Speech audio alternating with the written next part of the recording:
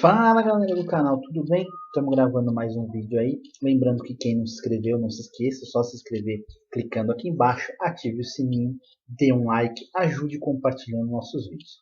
No vídeo de hoje nós vamos falar sobre a Copa do Mundo de 86, né?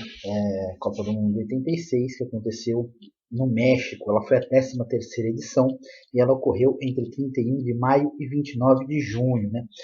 Originalmente a Colômbia seria o país sede. A Colômbia foi eleita a sede da Copa de 86, só que no começo dos anos 80, devido a alguns problemas econômicos, o país acabou desistindo de sediar o Mundial.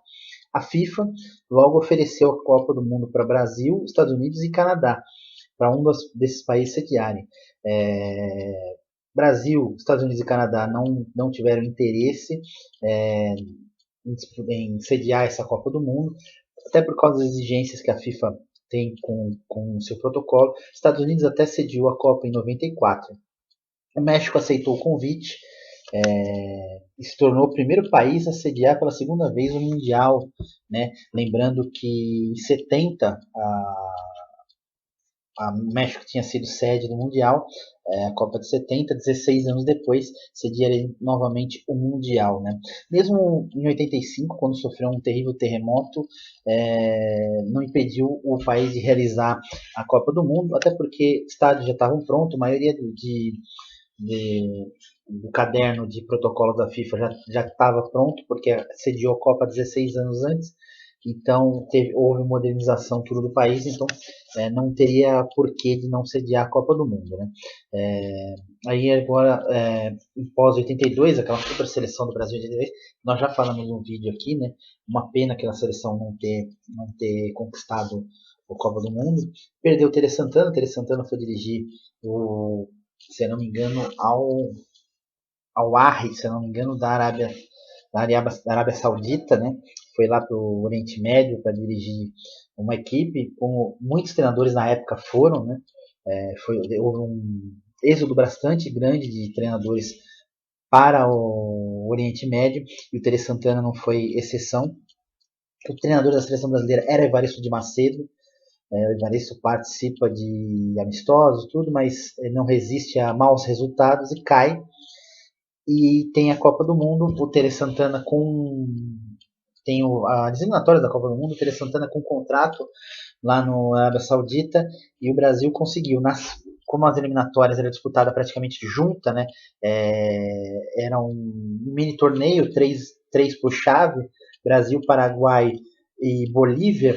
O Tele acabou assumindo a seleção brasileira como interino, né? Foi a primeira vez que um treinador interino classifica uma seleção brasileira para a Copa do Mundo. Foi justamente no período de férias do campeonato da Arábia Saudita. O Tele assume a seleção, o Brasil vence o Paraguai no Paraguai, vence a Bolívia na Bolívia, depois empata os dois jogos aqui no Morumbi, né, no Brasil, um no Morumbi, outro no Maracanã, e o Brasil classificado para a Copa do Mundo de 86. Já em 86, o Tere Santana não era mais treinador na Arábia Saudita e voltou a assumir a seleção brasileira. A seleção brasileira já eram jogadores mais envelhecidos, né? O elenco de 82 já estava envelhecido, e também durante a preparação teve muito problema de lesão, principalmente durante a Copa do Mundo. Jogadores como Zico, Falcão, chegaram ao Mundial sem condições de jogo. Oscar, né? Cerezo até foi cortado da seleção porque não tinha realmente condição de jogo. Outro problema que teve num treino na Toca da Raposa, o Renato Gaúcho, né, chegou bêbado à concentração e deu de cara com o Tele logo pela manhã. Tinha outros jogadores junto com eles, só que os jogadores conseguiram pular o muro, o Renato não conseguiu pular o muro, tão bêbado que estava, e quando entrou na porta da concentração, o Tele viu e cortou ele. O Leandro, lateral do Flamengo, amigo do Renato, em solidariedade, pediu dispensa da seleção brasileira. Então perdeu duas peças importantes. O Brasil não tinha aquele brilho todo de 82, o Tele até mudou um pouco o time, ele teve que colocar um volante mais marcador, mais pegador, que era o Elzo, né? O time com meio campo com 4 jogadores, só 2 atacantes, e acabou sobrando o Miller como companheiro do Careca no ataque e tal. Era uma seleção boa, era uma seleção que tinha grandes talentos, mas não vinha jogando uma primeira fase boa, né?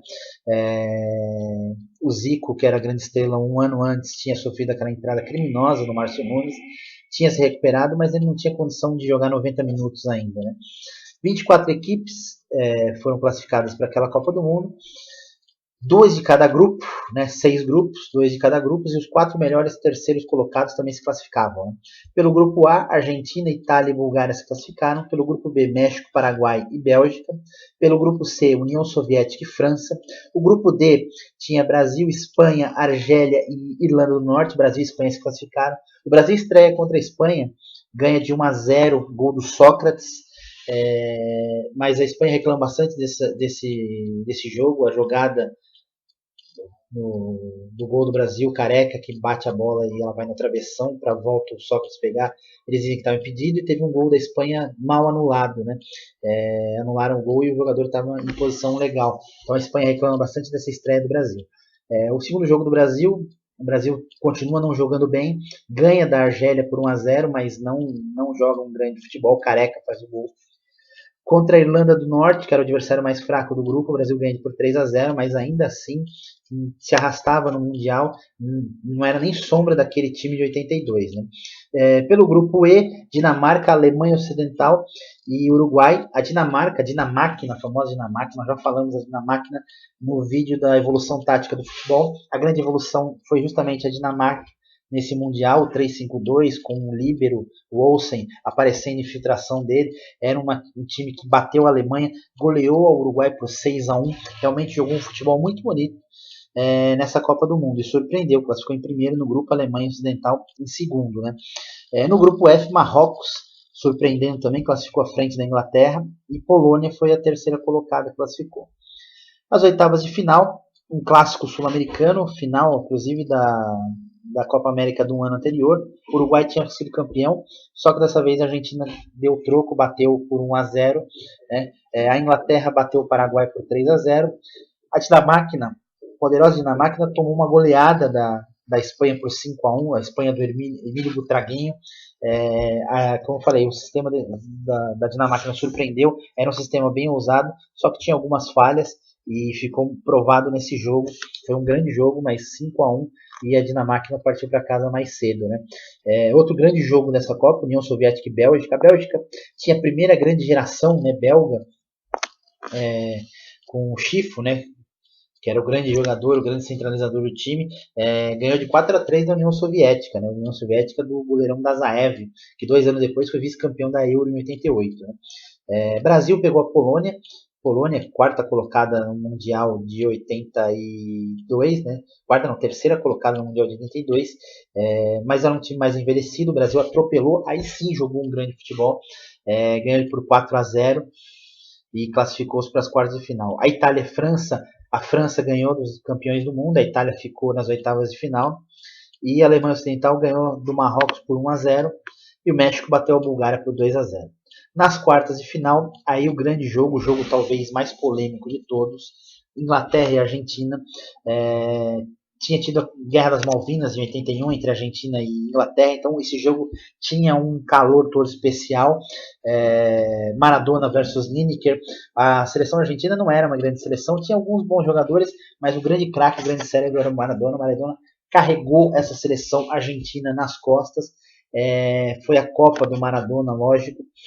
Maradona faz um gol antológico, ele dribla praticamente o time todo da Inglaterra para fazer um driblando o goleiro, Peter Shilton, fazendo 1-0 para a Argentina. Lineker empata, foi o sexto gol do Lineker, que foi artilheiro da Copa do Mundo com 6 gols. E depois tem o grande lance polêmico, uma bola alçada na área, o Peter Shilton sai para socar, e o Maradona, com a mão, ele dá um soco na bola e faz o segundo gol, o gol da virada da Argentina. Os ingleses reclamaram muito, a arbitragem deu gol, foi um lance muito polêmico. Ficou conhecido como La Mano de Deus, porque falou que foi a mão de Deus que fez esse gol para a Argentina, e já era um problema com a Guerra das Malvinas, ficou um laço um pouco pior depois desse jogo aí. Né? Espanha e Bélgica também fizeram outro grande jogo, 1-1 no tempo normal na prorrogação, e a Bélgica eliminou a Espanha por 5-4 nos pênaltis. Né? E aí vem o grande jogo, Brasil e França. A França era melhor do que o Brasil na época. A França era atual campeã da Eurocopa, tinha um time mais bem montado do que o time brasileiro, e o Brasil fez o melhor jogo dele na Copa, dominou a França, teve grandes chances, Carlos fez grande defesa, o Bates, goleiro francês, fez grande defesa, até que o Careca abriu o placar 1-0 para o Brasil. O Platini empata ainda no primeiro tempo 1-1. Segundo tempo, o Zico entra e faz uma grande jogada, põe o Branco cara a cara com o Bates derruba ele, pênalti pro Brasil. O Brasil tinha batido 2 pênaltis na Copa, um o Careca bateu, o outro o Sócrates bateu, só que o maior batedor de bola parada do mundo, né, da época era o Zico. Por que não o Zico bater? O Zico bate a meia altura, o Bates pega o pênalti. Muita gente culpa o Zico por essa derrota. O Zico é o menos culpado deles, ele pelo menos teve assumiu o BO e foi lá bater o pênalti, né?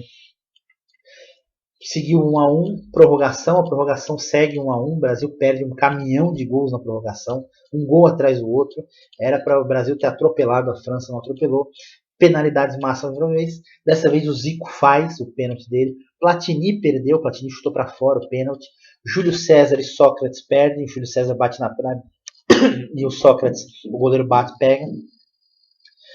O Carlos também, um grande goleiro, mas a bola bate na trave nas costas dele e entra, quer dizer, não era para acontecer, e aí o Fernandes faz o gol que classificou a França para a semifinal. O Brasil mais uma vez eliminado da Copa do Mundo. Foi um processo muito turbulento, foi uma Copa que o Brasil não jogou bem, o jogo que jogou melhor acabou sendo eliminado da Copa do Mundo, perdeu para a França nos pênaltis, né? A última quarta de final, a Alemanha Ocidental empatou 0-0 com o México no tempo normal e na prorrogação, e depois nos pênaltis ganhou por 4-1. Né? Na semifinal, a Argentina bateu a Bélgica por 2-0, grande jogo do Maradona, mais um, né? E a Alemanha Ocidental bateu a França novamente. Em 82 já tinha vencido a França nos pênaltis, dessa vez venceu no tempo normal por 2-0. A Alemanha chega à segunda final da Copa do Mundo, a Argentina, um grande time também chegando. A Argentina é campeã do mundo, 3-2 o jogo estava 2-2, né? Brau tinha feito, o Burruchaga tinha feito, Rummenigge e Voller tinham feito para a Alemanha, o jogo estava 2-2, estava um jogo bem complicado. Maradona acha um espaço para o Valdano entrar e fazer o 3-2, gol do título da Argentina, Argentina bicampeã mundial, melhor jogador da Copa, o Maradona, Maradona que carregou essa seleção nas costas. Lógico, pouca gente viu de Stefano jogar, mas Stefano e Maradona eram dois grandes estrelas. Teve também um outro meio campista da década de 60, o Ratinho, que era um grande jogador, e o Maradona era o grande cérebro desse time. Maradona, inclusive, que é fã, né, o ídolo dele era o Rivellino, o canhoto Rivellino, ele gostava muito de ver o Rivellino jogar, e era o ídolo do Maradona quando criança, né?